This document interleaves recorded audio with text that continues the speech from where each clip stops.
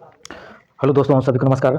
आज 11 जुलाई 2026। आइए पढ़ते हैं आज की न्यूज़ के बारे में डिटेल्स एनालिसिस पढ़ते हैं कि पहला न्यूज़ द हिंदू से लिया गया है दोस्तों कि 11 जुलाई 2026 की प्रसिद्ध अंग्रेजी अखबार द हिंदू से संपादकीय न्यूज़ है कि सोशल मीडिया विनिमय और किशोरों की सुरक्षा पर आधारित है, जिसका शीर्षक fake the house on the social media on access. इस संपादकीय में मुख्य बातें बोला गया है क्या कि मुख्य संपादक घर को ठीक करें या सोशल मीडिया पर या उनकी उनकी पहुंच फिक्स दी हाउस। तो ऑस्ट्रेलिया और अन्य देशों के किशोरों या माइनर पर सोशल मीडिया बैन लगाने के प्रयासों पर प्रधानमंत्री नरेंद्र मोदी द्वारा इसका समर्थन किए जाने के संदर्भ में लिखा गया है कि मूल समस्या क्या है कि संपादकीय के अनुसार समस्या जितनी जटिल होती है, लोग उतना ही सरल समाधान ढूंढने की कोशिश करते हैं। सोशल मीडिया की किशोरों की मानसिक स्वास्थ्य को नुकसान पहुंचता है और पहुंच रहा है, लेकिन पूरी तरह से एज कट ऑफ उम्र की प्रतिबंध लगाना इसका सही समाधान नहीं है। प्रतिबंध के खतरे कि पूरी तरह से बैन लगाने के बच्चों इंटरनेट के अधिक अंधेरे और अनियमित कोनों या डार्क वेब या अनरेगुलेटेड स्पेस की तरफ बढ़ सकते हैं, जहां खतरा अधिक और बढ़ जाता है। भारत की परिदृश्य की चुनौती। भारत जैसे विशाल डिजिटल परिदृश्य में जहां करोड़ों युवा उपयोगिता और विविध भाषाएं और पहचान सत्यापन एडिटिंग वेरिफिकेशन की व्यवस्था कमजोर है, वहां से ऐसे किसी बैन को निष्पक्ष रूप से लागू करना बेहद कठिन होता है। द हिंदू का सुझाव क्या है कि सरकार को उपयोगकर्ताओं को प्रतिबंधित करने के बजाय सोशल मीडिया प्लेटफॉर्म को विनिमय या रेगुलेट करना चाहिए। इसके लिए स्कूलों में डिजिटल सुरक्षा, डिजिटल लिटरेसी बढ़ाया जाए और कंपनियों को सेफ्टी बाय डिजाइन तकनीकी अपनाने के लिए मजबूर किया जाए और ऑनलाइन दुर्व्यवहार के खिलाफ त्वरित कार्रवाई रैपिड रिस्पॉन्स प्रणाली बनाई जाए। प्रमुख ओपनिंग लेख क्या है कि आतंकवाद के बदलते वैश्विक खबरें कि सांसद शशि थरूर द्वारा लिखा गया है कि terrorism data retreated hide emerging global threats. आतंकवाद के आंकड़ों में गिरावट उभरते वैश्विक खबरों की छुपाती है। मुख्य बिंदु क्या है, भले ही वैश्विक स्तर पर आतंकवाद की घटनाओं के आंकड़ों में कमी या स्टैटिकल लूल देखी जा रही हो, लेकिन जमीनी हकीकत में इसकी रचनात्मक जोखिम कम नहीं हुई है। बदलती तकनीकी। वर्तमान में आतंकवादी संगठनों डिजिटल प्लेटफॉर्म के जरिए विकेंद्रीकृत या डिसेंट्रलाइजेशन तरीके से कट्टरपंथ फैला रहे हैं, जिसे ट्रैक करना मुश्किल है। पश्चिमी एशिया या वेस्ट एशिया में जारी युद्ध और अस्थिरता इन चरमपंथियों ताकतों के लिए फिर से उपजाऊ जमीन तैयार कर रही है। और भारत के लिए चेतावनी। भारत जैसे देशों को जो संवेदनशील परिस्थितियों से घिरे और अपनी आतंकवाद विरोधी रणनीतियों को लगातार आधुनिक और रिकैलिब्रेट करते रहना होगा। और अन्य महत्वपूर्ण ओपनिंग क्या है कि एडिटोरियल टॉपिक्स हैं कि उच्च शिक्षा का data over and above all India survey all higher education AISC ने हालिया आंकड़ों के विश्लेषण जिसमें शिक्षा की गुणवत्ता और ड्रॉप आउट दरों पर चिंता जताई गई है। वित्तीय समावेशन फाइनेंशियल हेल्थ रानी मैक्सिमा का लेख, जिसमें प्रधानमंत्री जन धन योजना PMJDY को सीधे लाभ हस्तांतरण या DBT और सामाजिक सुरक्षा योजना से पूरी तरह जोड़ने की वकालत की गई, ताकि हर भारतीय के वित्तीय स्वास्थ्य सुधारा जा सके। और भारत पाकिस्तान संवाद क्या भारत को पाकिस्तान के साथ फिर से बातचीत शुरू करनी चाहिए, इस पर रणनीतिक दृष्टिकोण साझा किया गया है। कि आज की बड़ी खबरें हैं कि भारत न्यूजीलैंड रणनीति साझेदारी। प्रधानमंत्री मोदी ने न्यूजीलैंड यात्रा के दौरे दोनों देशों के बीच संबंध को रणनीति साझेदारी में बदल दिया गया है और एक ऐतिहासिक मुक्त व्यापार समझौते फ्री ट्रेड एग्रीमेंट को अंतिम रूप दे दिया है। पश्चिम एशिया तनाव, यूएस ईरान कॉन्फ्लिक्ट। अमेरिकी राष्ट्रपति डोनाल्ड ट्रंप ईरान के साथ वार्ता के लिए सहमत हुए, लेकिन उन्होंने दोहराया कि पूर्व युद्ध विराम समझौता समाप्त हो चुका है। वही ईरान ने अमेरिका पर शून्य भरोसे से बात कही है कि एप्पल बनाम ओपन एप्पल ने ओपन एआई पर अपने गुप्त व्यापारिक रहस्यों या ट्रेड सीक्रेट को चुराने और कर्मचारियों को वैध रूप से लुभाने का आरोप लगाते हुए मुकदमा दर्ज किया है। ट्रे का नया नियम। भारतीय दूरसंचार नियामक प्राधिकरण TRA ने स्पष्ट किया है कि 1600 सीरीज से आने वाली सरकारी व विनिमय कॉल्स को कोई भी ऐप से जैसे ट्रू कॉल ब्लॉक नहीं कर पाएगा। द इंडियन एक्सप्रेस ये संपादकीय न्यूज लिया गया है कि भारत चीन संबंध की सही समय पर सही कदम। India easing up on China कि भारत सरकार द्वारा चीन के प्रति अपनी आर्थिक नीतियों में थोड़ी ढील देना एक सकारात्मक व्यवहारिक कदम है। और मुख्य घटना की सरकार ने इलेक्ट्रॉनिक डिवाइस और स्मार्टफोन बनाने के लिए डिक्सॉन या टेक्नोलॉजी और वीवो मोबाइल के बीच एक संयुक्त उद्यम जॉइंट वेंचर को मंजूरी दिया। व्यापार घाटा। साल 2025 से 26 में चीन से भारत का आयात $131 बिलियन तक पहुंच गया था और भारत के गैर तेल व्यापार घाटा में आधी हिस्सेदारी अकेले चीन की है। बदलाव की जरूरत। साल 2020 में सीमा तकनीकी के बाद भारत ने चीनी निवेशों पर कड़े प्रतिबंध लगाए थे और जिससे चीन FDI केवल $2.5 बिलियन पर सिमट गया। और निष्कर्ष, चीन वैश्विक मैन्युफैक्चरिंग सप्लाई चेन का एक अभिन्न हिस्सा है। भारत को अपनी रणनीतिक और सुरक्षा चिंताओं को ध्यान में रखते हुए घरेलू मैन्युफैक्चरिंग को मजबूत करने के लिए संतुलित और नापा-तुला कैलिब्रेटेड दृष्टिकोण अपनाना होगा। और पश्चिम बंगाल अपराध। भीड़ की हिंसा और राज्य की विफलता इन वेस्ट बंगाल एक crime mob and state abdication. पश्चिम बंगाल के दक्षिण या 24 परगना जिले के बारुईपुर में मॉब लिंचिंग या भीड़ द्वारा हत्या की घटना और राज्य प्रशासन को विफलता पर तीखा प्रहार करता है। घटनाक्रम 11 वर्षीय बच्ची की यौन उत्पीड़न की हत्या के बाद फूटे गुस्से के बीच भीड़ ने के मासूम बच्ची को आरोपी समझकर पीट कर मार डाला और बाद में पता चला वह व्यक्ति बेकसूर है। राजनीतिक रुख मुख्यमंत्री शुभेंदु अधिकारी ने इस घटना के कानून व्यवस्था को विफलता मानने के बजाय इसे एक राजनीतिक साजिश और सांप्रदायिक संबंध का रूप देने की कोशिश की है, जिसे द इंडियन एक्सप्रेस बेहद चिंता बताई गई है। संपादकीय कह रहा है कि नई सरकार को अपनी कमियों को छिपाने के लिए बाली का बगड़ा ढूंढने के बजाय संस्थागत व्यवस्था या कानून की उचित प्रक्रिया, ड्यू प्रोसेस और पीड़ितों को आरोपियों को मौलिक अधिकार का सम्मान करना चाहिए। और ब्रिटेन के राजनीतिक मिस्टर ब्रेक्सिट बनाम count benefit now showing the UK and Brexit versus count benefit. एक वैश्विक राजनीतिक व्यंग और विश्लेषण पर आधारित संपादकीय ब्रिटेन के आगामी क्लेक्टन उपचुनाव पर केंद्रित है। मामला है कि यूके रिफॉर्म के नेता नाइजेल और फोरेज के खिलाफ व्यंग कलाकार को जॉन हार्वे काउंटी डिफेंस के रूप में चुनाव लड़ रहे हैं। राजनीतिक है कि मुख्य विपक्षी दलों के चुनाव का बहिष्कार उस लेख में दिखाया राजनीतिक और किसी भी तरह के मुद्दों पर बातचीत व्यंग या अपनी जगह पर बना रहे वर्तमान राजनीतिक असंतोष बदलती परिस्थितियां को दर्शाता है।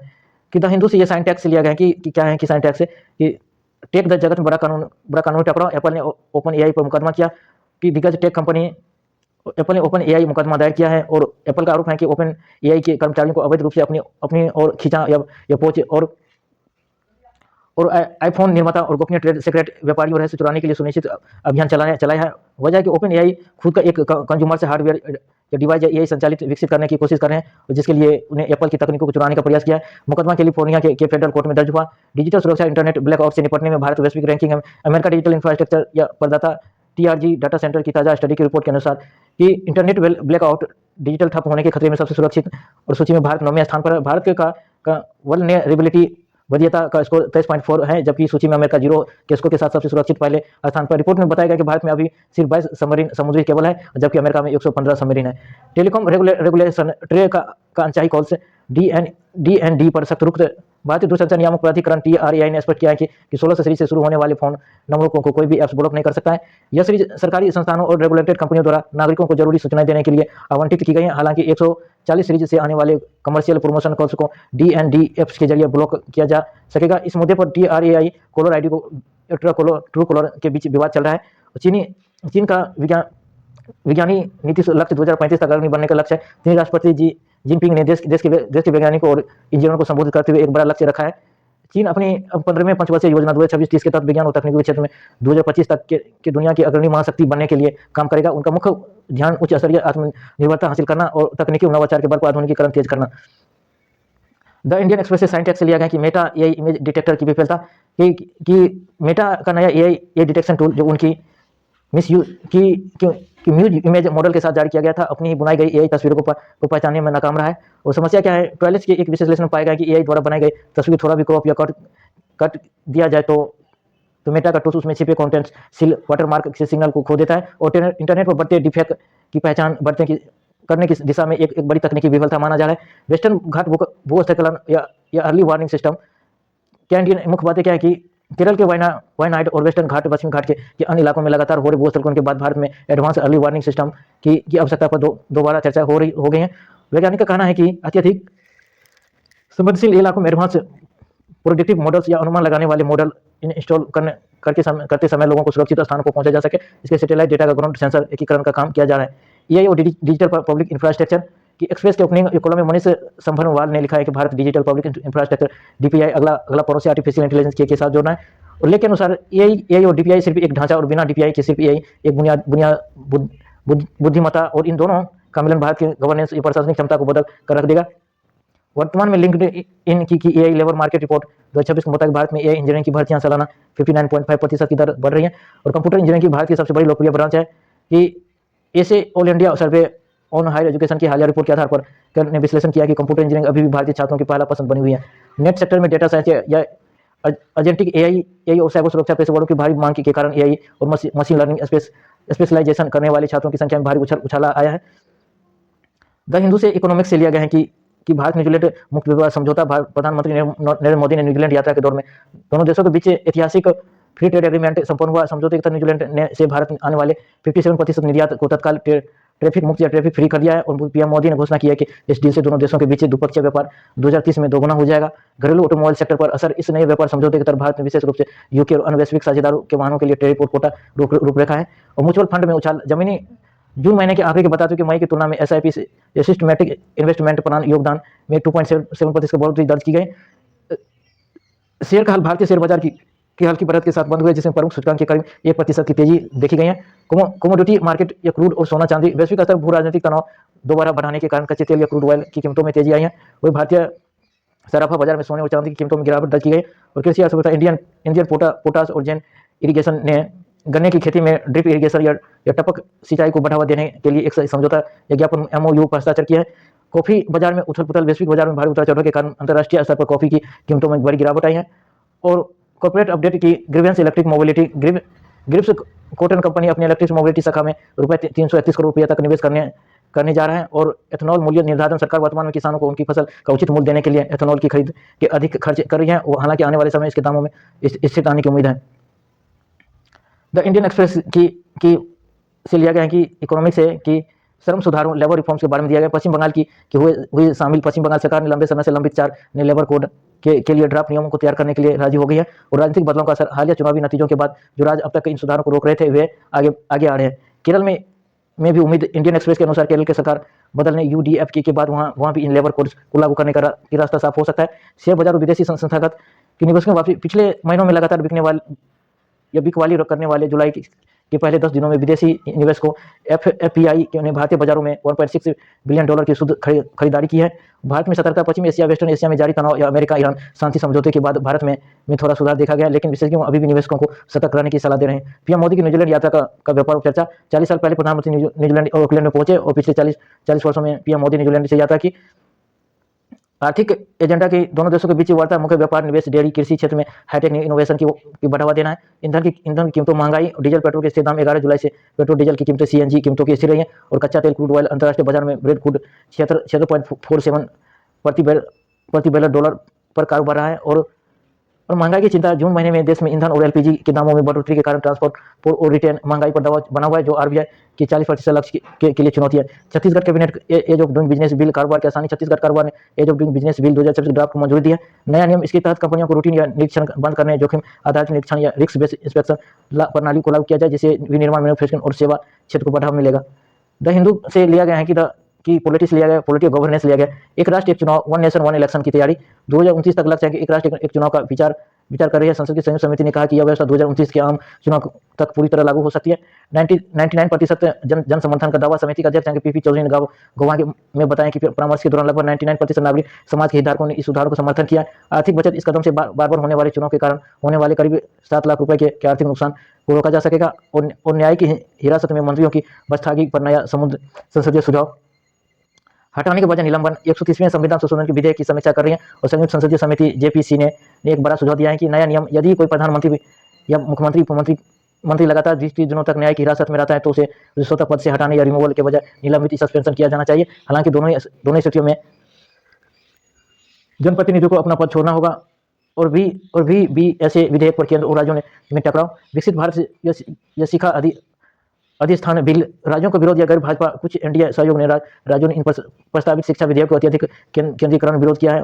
स्वायत्ता पर खतरा। कांग्रेस और TDP जैसे पार्टियों का आरोप है कि इसकी धारा 45 से 47 के तहत नियामक संस्था पूरी तरह से तत्काल केंद्र सरकार के नियंत्रण में आ जाएगा, जिससे उच्च शिक्षा में राज्यों के अधिकार को खत्म हो जाएगा। दिल्ली नगर निगम MCD में राजनीतिक दल बदल। भाजपा मजबूत। आम आदमी पार्टी AAP से अलग हुए धड़ी इंद्रप्रस्थ विकास पार्टी IPB का भारतीय जनता पार्टी BJP में विलय हो गया है। और संख्या बल। इसके सभी 16 पार्षदों में शामिल होने वाले 250 के सदस्य MCD सदस्य सदन में भाजपा की सदस्य संख्या बढ़कर 139 हो गई है, 139 हो गए हैं। और FCRA संशोधन विधेयक 2026 का विरोध। गृह मंत्री से मुलाकात। कैथोलिक विश्वसनीय कॉन्फ्रेंस ऑफ इंडिया CBCI ने गृह मंत्री अमित शाह को विदेशी अंशदान या विनिमय संशोधन विधेयक 2026 के खिलाफ एक ज्ञापन सौंपा है। और चिंता। ईसाई समुदाय के इस शीर्षक संस्था ने कानून के कई प्रावधानों को लेकर अपनी चिंताएं दर्ज की गई। TPIB से लिया गया दोस्तों की जैसे रक्षा और नौसेना। मिनिस्ट्री ऑफ डिफेंस युद्धपोत महेंद्र गिरी नौसेना में शामिल भारतीय नौसेना ने 11 जुलाई और 2026 को विशाखापट्टनम में अत्याधुनिक स्वदेशी और युद्धपोतों महेंद्र गिरी F-30 को अपनाने के पूर्व बेरे में औपचारिक रूप से शामिल किया गया। और आत्मनिर्भर की भारतीय प्रतीक। ये प्रोजेक्ट 17A के तहत निर्मित यह छठा स्वदेशी स्टील्थ फ्रिगेट, जिसमें 75% से अधिक स्वदेशी सामग्री का उपयोग किया गया। और रक्षा मंत्री राजनाथ सिंह ने इस कमीशनिंग समारोह का अध्यक्षता किया। अंतर्राष्ट्रीय संबंध और व्यापार। प्रधानमंत्री की न्यूजीलैंड यात्रा। प्रधानमंत्री नरेंद्र मोदी ने 40 साल बाद न्यूजीलैंड का दौरा करने के बाद पहले भारतीय प्रधानमंत्री बने थे। और $20 बिलियन डॉलर का निवेश। न्यूजीलैंड ने 15 वर्षों में भारत में $20 बिलियन के निवेश की प्रतिबद्धता जताई है और दोनों देशों ने साल 2030 तक द्विपक्षीय व्यापार को दोगुना करने का लक्ष्य रखा है। और उपराष्ट्रपति का बिहार दौरा। उपराष्ट्रपति श्री CP राधाकृष्णन 11 जुलाई 2026 बिहार के गया जिले के दौर पर है और विधायकों का प्रशिक्षण। उन्होंने वहां बिहार लोक प्रशासनिक और ग्रामीण विकास संस्थान BIPARD में बिहार विधानसभा के सदस्यों के लिए विशेष प्रशिक्षण कार्यक्रम के उद्घाटन में सत्र भाग लिया है। और स्वास्थ्य और मौसमी संबंधी update, health and climate update शिलान्यास या कार्यालय स्थगित। हिमाचल प्रदेश के लाहौल और स्पीति जिले में केलांग में 11 जुलाई को होने वाले ICMR के उच्च हिमालय चिकित्सा एवं जन स्वास्थ्य अनुसंधान केंद्र का शिलान्यास कार्यक्रम टाल दिया गया और मूसलाधार बारिश भूस्खलन के कारण सुरक्षा को देखते हुए यह फैसला लिया गया।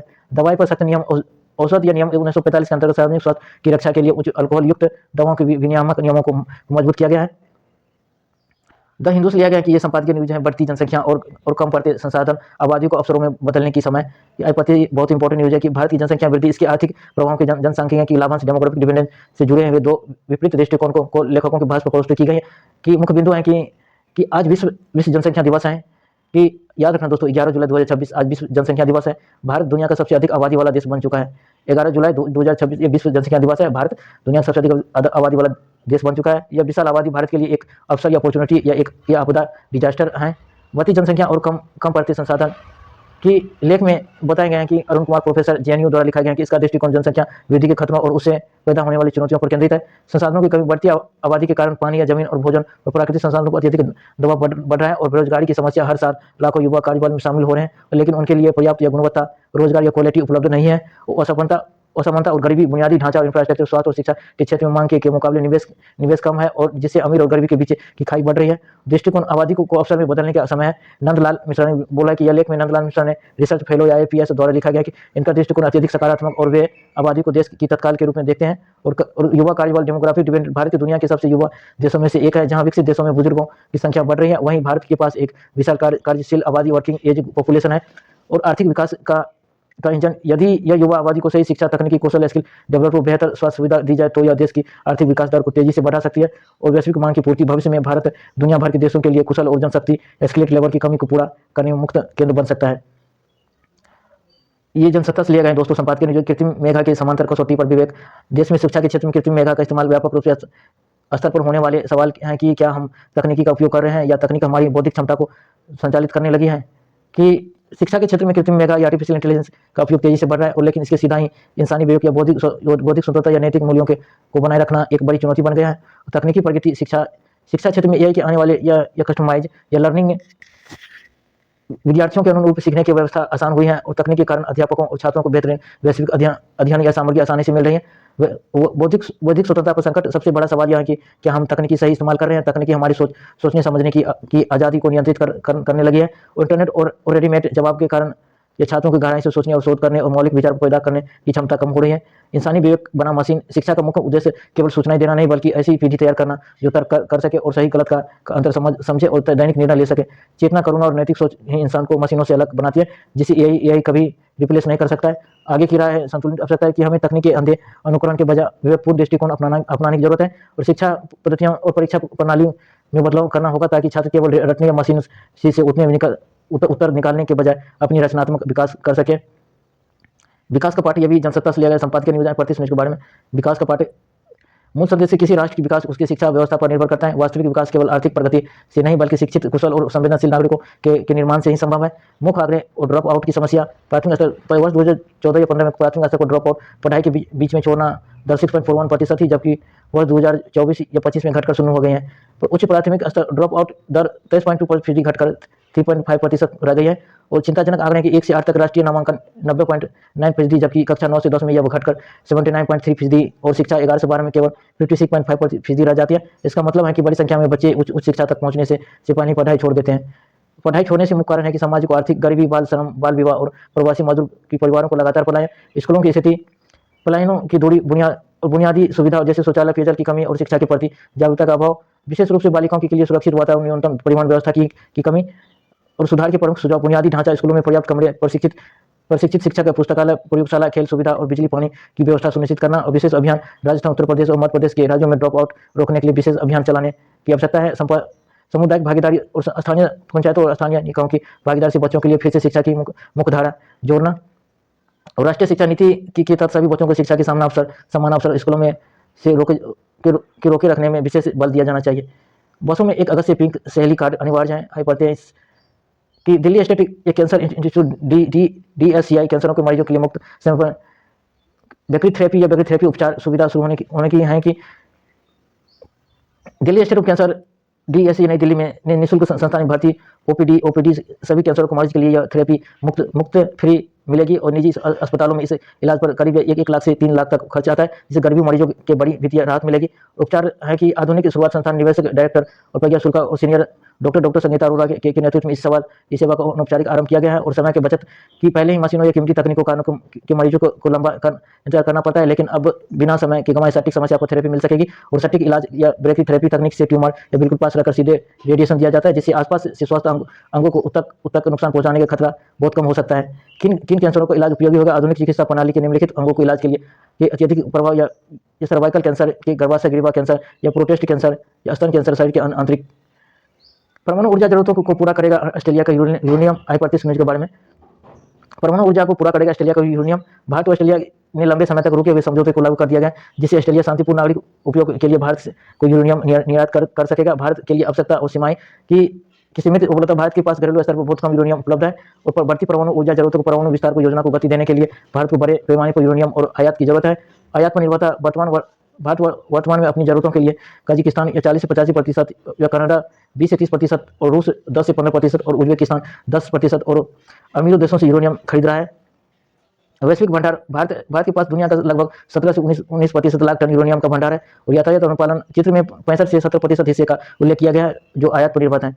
PF निकासी और पेंशन की योजना के नियमों में 8वें बदलाव। आइए पढ़ते हैं कि कर्मचारी भविष्य निधि संगठन EPFO द्वारा लागू किए गए कि नई EPFO योजना 2026 के तहत निकासी पेंशन नियमों के 8 बड़े बदलाव किए गए हैं। कि बदलाव के मुख्य उद्देश्य और PF या पेंशन जुड़ी प्रक्रिया को अधिकार आसान या डिजिटल पारदर्शिता बनाना है। 8 प्रमुख बातें क्या हैं कि EPF अंशदान के नियम यथावत रखें। अनिवार्य PF अंशदान मूल वेतन या महंगाई भत्ते DA का 12% ही रहेगा। नियोक्ता कंपनी को भी कर्मचारी के बराबर ही अंशदान करना होगा और वैधानिक वेतन सीमा 15,000 प्रति माह के तक कर्मचारियों के लिए यह अंशदान व्यवस्था पूरी तरह अनिवार्य रहेगी। और वेतन सीमा संशोधन करना होगा और आसान। यदि किसी कर्मचारी को मूल वेतन या 15% की वैधानिक सीमा से अधिक है तो वे बचे हुए वेतन पर PF अंशदान करना अब पूरी तरह से स्वैच्छिक होगा। और कर्मचारी और नियोक्ता की आपसी सहमति से इसे कभी भी बदला या बंद किया जा सकता है। इससे उन कर्मचारियों को भी हाथ में अधिक सैलरी टेक होम सैलरी लेने के विकल्प मिलेगा और जो PF में कम पैसा या कटवाना। PF निकासी के नियमों के सरल या अग्रिम आंशिक निकासी पार्शियल विड्रॉ की पूरी तरह से 13 अलग अलग श्रेणियों को घटाकर अब 3 मुख्य श्रेणियों आवश्यक जरूरतों आवास विशेषकर परिस्थितियों में बदल दिया गया है। गंभीर बीमारियों बच्चों की शिक्षा आज़ादी या घर खरीदने और लोन चुकाने की जैसी स्थितियों में ऑनलाइन माध्यम से PF निकालना और आसान हो गया है। और PF शेष राशि में 15%, 25%, 75% का नया नियम, 25% न्यूनतम बैलेंस नियम। अधिकांश निकासी के बाद भी कर्मचारी अपने PF खाते में कुल जमा राशि का कम से कम 25% हिस्सा अनिवार्य रूप से सुरक्षित रखना होगा। और 75% निकासी सीमा या कर्मचारी केवल बची हुई 75% राशि से ही अपनी जरूरतों को नौकरी छूटने के अनएम्प्लॉयमेंट की स्थिति में पैसे निकाल सकेंगे। यह नियम सेवानिवृत्ति रिटायरमेंट के समय मिलने वाले फंड की सुरक्षा के लिए बनाए गए हैं। सभी निकासी के लिए एक समान सेवा नियम अधिकांश निकासी के नियमों और अधिक तर्कसंगत बनाए गए हैं। और शिक्षा और विवाह जैसे खर्चों के लिए न्यूनतम सेवा अवधि की शर्तों को आसान किया गया है। और बीमारियों मेडिकल इमरजेंसी की स्थिति में बिना किसी न्यूनतम सेवा अवधि के तुरंत पैसा निकाला जा सकता है। PF के लिए इंतजार और पेंशन निकासी नियम 36 महीने के वेटिंग पीरियड से नौकरी छोड़ने के बाद कर्मचारी भविष्य निधि EPF को पैसा तो जल्द निकाल सकेंगे, लेकिन कर्मचारी पेंशन योजना EPF के तहत मिलने वाले पेंशन फंड की निकासी के लिए अब 36 महीने या 3 साल का इंतजार करना होगा। इस बदलाव पर मकसद यह कर्मचारियों को समय से पहले पेंशन या पैसा निकालने से रोकना और लंबे अवधि के लिए बुढ़ापे को बजट को सुरक्षित रखना है। नॉमिनेशन डिजिटल PF खाते के नॉमिनेशन प्रक्रिया को अब पूरी तरह से डिजिटल और अनिवार्य किया जा रहा है। और खाता धारक को ऑनलाइन पोर्टल के माध्यम से आसानी से अपने उत्तराधिकारी या परिवार के सदस्यों को नामित कर सकेंगे, ताकि वह अनहोनी स्थिति में दावों का निपटारा और बिना किसी कागजी या भागदौड़ के हो सके। तो दावे के निपटारा की 20 दिन की समय सीमा या EPFO को अब सभी प्रकार के दावे या क्लेम का निपटारा अधिकतम 20 दिनों के भीतर करना होगा। और 3 दिनों में से सेटलमेंट या पूर्ण डिजिटल रूप से सही दावों या डिजिटल कंप्लीट क्लेम को अब नए से सेंट्रलाइज सिस्टम के तहत महज 3 कार्य दिवसों के भीतर प्रोसेस कर दिया जाएगा। और निर्धारित समय बिना किसी ठोस या कारण के देरी करने पर EPFO अधिकारियों को पेनल्टी का भी प्रावधान किया गया है। देश में तेजी से घट रही स्कूलों की संख्या और 92 लाख हजार बंद हुए हैं। आइए पढ़ते हैं कि नीति आयोग द्वारा मई 2026 में जारी की गई रिपोर्ट में भारत की स्कूली शिक्षा व्यवस्था, समय आधारित विश्लेषण और गुणवत्ता सुधार की नीति, road map, school education system in India, टेम्पलो analysis policy road map for quality enhancement के मुख्य आंकड़ों को दर्शाता है। कि मुख्य आंकड़ों और गिरावटें 92,000 स्कूल बंद। देश में वर्ष 2017 से 18 में स्कूलों की संख्या अपने उच्चतम स्तर पर 15.58 लाख पर थी, जो शैक्षणिक वर्ष 2022-23 में घटकर 14.66 लाख रह गई है। इसके शीर्ष स्तर पर लगभग 92,000 स्कूल की कमी को दर्शाता है और ताज़ा स्थिति 2024-25 में न्यूनतम या आंकड़ों के अनुसार स्कूल की संख्या मामूली रूप से बढ़कर 14.71 लाख रुपया हुई है, लेकिन यह अभी भी 2017 या 18 के स्तर पर 45,000 कम है। और नामांकन एनरोलमेंट में गिरावट। पिछले एक दशक में सरकारी स्कूलों में बच्चों के कुल नामांकन में 2.26 करोड़ की भारी कमी आई है। स्कूलों घटने के मुख्य कारण स्कूलों की एकीकरण, मर्जर या कंसोलिडेशन। नीति आयोग के केंद्र सरकार की नीतिगत रोडमैप के तहत नामांकन कम छात्रों वाले छात्रों के स्कूलों में के पास बड़े संयुक्त कंपोजिट स्कूलों के मिलाया जा रहा है, और ताकि संसाधनों को बेहतर उपयोग हो सके। निजी स्कूलों की ओर रुझान। जहां तक कि सफर तरफ सरकारी स्कूलों की संख्या घटी, वहीं दूसरी तरफ निजी या प्राइवेट स्कूलों की संख्या 2.88 लाख से बढ़कर 3.39 लाख हो गई है। माता पिता बेहतर बुनियादी ढांचे अवसरों के लिए निजी स्कूलों को प्राथमिकता दे रही है।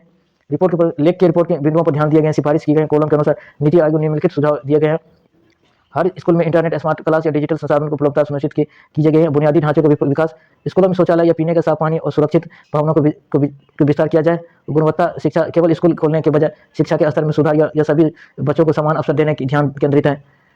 देश के 22% हिस्सों भूजल में तय सीमा से अधिक नाइट्रेट। 25 न्यूज़ के बारे में। देश भर में भूजल या ग्राउंड वाटर में तय की गई से अधिक नाइट्रेट की मात्रा पाई जाने की उसमें जुड़े जल स्वास्थ्य खतरों के संबंध में है। केंद्रीय भूजल प्राधिकरण CGWA द्वारा राष्ट्रीय हरित अधिकरण NGT में पेश की गई वार्षिक भूजल गुणवत्ता रिपोर्ट के मुख्य बिंदु हैं। मुख्य निष्कर्ष आंकड़े क्या हैं? 22% हिस्से प्रभावित। देश के लगभग 22.02% भूजल नमूनों नाइट्रेट की मात्रा निर्धारित सुरक्षित सीमा 45 mgl या से अधिक पाई गई। लगातार बढ़ती समस्या। भूजल प्रदूषण से सुधार होने के बजाय पिछले 3 वर्षों में इसमें 3% की बढ़ोतरी दर्ज की गई है, और सबसे ज्यादा प्रभावित राज्य दिल्ली, झारखंड, कर्नाटक, मध्य प्रदेश, राजस्थान, पंजाब जैसे राज्यों में पानी की नाइट्रेट का स्तर राष्ट्रीय स्तर से काफी अधिक है। दिल्ली की स्थिति। दिल्ली में जांच किए गए नमूने में 34.62% नाइट्रेट सुरक्षित सीमा से अधिक पाया गया है, जो कि पिछले वर्ष 20.9% की तुलना में एक अधिक बड़ी उछाल है। अन्य प्रदूषक स्वास्थ्य खतरे। क्लोराइड और इलेक्ट्रिसिटी या कंडक्टिविटी रिपोर्ट के अनुसार देश के 9.23% हिस्सा में फ्लोराइड और 7.25% हिस्सों में उच्च इलेक्ट्रिसिटी कंडक्टिविटी इसी पाई गई है, जो दिल और हड्डियों की बीमारियों का कारण बन सकती है। और यूरेनियम प्रदूषण। NGTV दिल्ली और उत्तर पश्चिमी भारत के भूजल में बढ़ते यूरेनियम के स्तर पर स्वतः संज्ञान लेते हुए दिल्ली सरकार और दिल्ली प्रदूषण नियंत्रण समिति DPCC को नोटिस जारी किया है। और स्वास्थ्य पर प्रभाव। पानी में अत्यधिक नाइट्रेट की मौजूदगी शीशों में ब्लू बेबी सिंड्रोम, एमेथोग्लोबिन जैसी घातक बीमारी को खतरा बढ़ा देती है, और इसके अलावा वयस्कों में यह कैंसर, किडनी की खराबी और ऑक्सीजन की कमी का कारण बन सकता है। नेट तकनीकी से यह सफलता हासिल करने की दुनिया का पहला देश बना है। समुद्र में जाल बिछाकर चीन ने उतारा रॉकेट। प्रत्येक न्यूज़ के बारे में साइंटिस्ट लिया गया। चीन द्वारा समुद्र में ताजा या नेट का उपयोग करके रॉकेट के बूस्टर को सुरक्षित रूप से रिकवर करने की ऐतिहासिक उपलब्धि के बारे में चीन इसे तकनीकी से सफलता हासिल करने वाला दुनिया का पहला देश बन गया है। ऐतिहासिक मिशन। चीन ने अपने नए लॉन्च मार्च 10B लॉन्ग मार्च 10B रॉकेट का सफल परीक्षण किया। परीक्षण के लगभग 6 मिनट बाद रॉकेट का पहला लॉन्च या चरण बूस्टर या वापस धरती की ओर लौटा और उसे समुद्र में मौजूद एक फ्लोटिंग या प्लेटफॉर्म पर वर्टिकल लैंडिंग किया। अनोखी तकनीकी नेट रिकवरी। अमेरिकी तकनीकी SpaceX के या फाल्कन 9 रॉकेट की तरह टर्पेडो या लैंड लेग्स पर उतरने के बजाय चीनी रॉकेट में लैंडिंग या हुक लगे हुए जो प्लेटफॉर्म पर लगे एक तारों के जाल वायर नेट सिस्टम में जाकर फंस जाते हैं। वो तकनीकी का लाभ चीनी विशेषज्ञों के अनुसार जाल आधारित प्रणाली रॉकेट के वजन को काफी कम कर देती है, क्योंकि इसमें भारी लैंडिंग गियर की आवश्यकता नहीं होती है, और यह वजन में बचत रॉकेट में पेलोड ले जाने की क्षमता को बढ़ाती है। कि उद्देश्य इस रीयूजेबल पुनः प्रयोजन तकनीकी का मुख्य लक्ष्य अंतरिक्ष अभियानों और उपग्रह प्रक्षेपण की लागत को भारी मात्रा में कम करना, और यह तकनीक चीन के 2030 से पहले के मानव युक्त चंद्रमा मिशनों के लिए भी काफी महत्वपूर्ण है।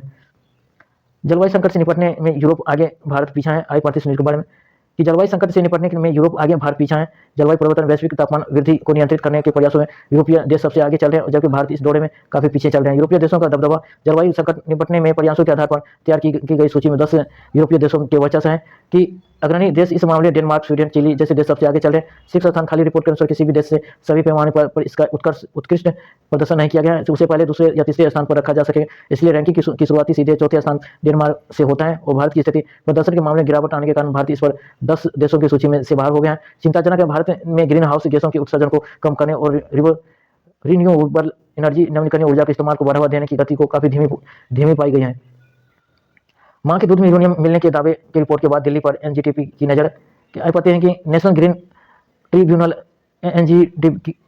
NGT द्वारा दिल्ली और बिहार में भूजल, ग्राउंड वाटर में यूरेनियम संदूषण या कॉन्टेमिनेशन को लेकर की गई कार्रवाई से संबंधित है कि मामले की मुख्य पृष्ठभूमि में एनजीटीबी की प्रिंसिपल बेंच और जिसकी अध्यक्षता जस्टिस प्रकाश श्रीवास्तव और expert member doctor Afroz Ahmed ने कर रहे हैं। और शुरुआती में बिहार के 6 जिलों भोजपुर, समस्तीपुर, बेगूसराय, खगड़िया, कटिहार, नालंदा में मां के दूध के वेस्ट मिल्क में यूरेनियम मिलने के दावा की एक शॉर्ट रिपोर्ट में स्वतः संज्ञान या सुमोटो को लेकर सुनवाई कर रही है। और दिल्ली तक बढ़ रहा है सुनवाई के दौरान में एनजीटीबी में central ground water board CGBWB की सालाना भूजल गुणवत्ता रिपोर्ट 2025 संज्ञान लिया है कि जिसमें यह सामने आया है कि दिल्ली से लिए गए 83 भूजल नमूनों में 24 लगभग 13 से 15% में यूरेनियम की मात्रा निर्धारित सुरक्षित सीमा से काफी अधिक पाई गई है। और एनजीटी का करारों ट्रिब्यूनल ने इस गंभीर मामले पर संज्ञान लेते हुए दिल्ली प्रदूषण नियंत्रण समिति DPCC और दिल्ली सरकार के पर्यावरण विभाग को नए पक्षधार या रिस्पोंडेंट के रूप में शामिल किया गया। उन्हें नोटिस जारी कर जवाब मांगा है।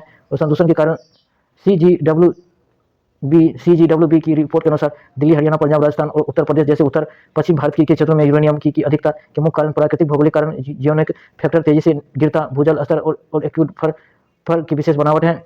एनजीटीपी से संबंधित पदाधिकारियों को इस संबंध नियमित निगरानी और स्थानीय स्तर पर सुधारात्मक उपाय करने के निर्देश दिए गए ताकि जनता को सुरक्षित पेयजल मिल सके। इस मामले की अगली सुनवाई 24 दिसंबर 2026 में तय की गई। थैंक यू दोस्तों, आज के